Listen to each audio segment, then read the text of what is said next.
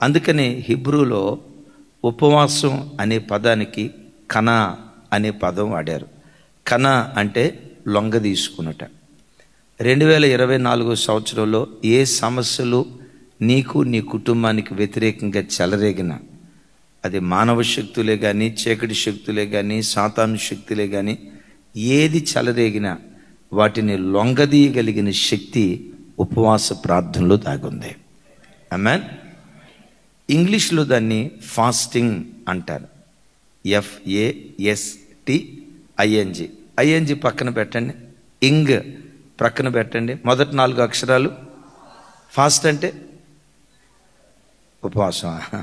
Fast అంటే త్వరగా, లేకపోతే వేగంగా. రే ఫాస్ట్ గారా త్వరగా రా అని అంటాను చూసారా. మన తెలంగాణ భాషలో చెప్పాలంటే బేగిరా అంటారు కదా, త్వరగా రా అని వాడతారు కదా. ఫాస్ట్ అంటే వేగంగా.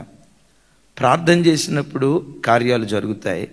అయితే ఉపవాసం ఉన్నప్పుడు ఆ కార్యం వేగవంతంగా జరగటానికి అవకాశం ఉంటుంది కనుక దీన్ని ఏమంటారంటే ఫాస్టింగ్ అంటారు. తెలుగులో వాడబడిన పదం ఉపవాసం. ఉపవాసం అంటే సమీపంగా జీవించటం. ఉపవాసం ఉన్న దినాన దేవుని ప్రజలు దేవునికి సమీపంగా జీవించాలి.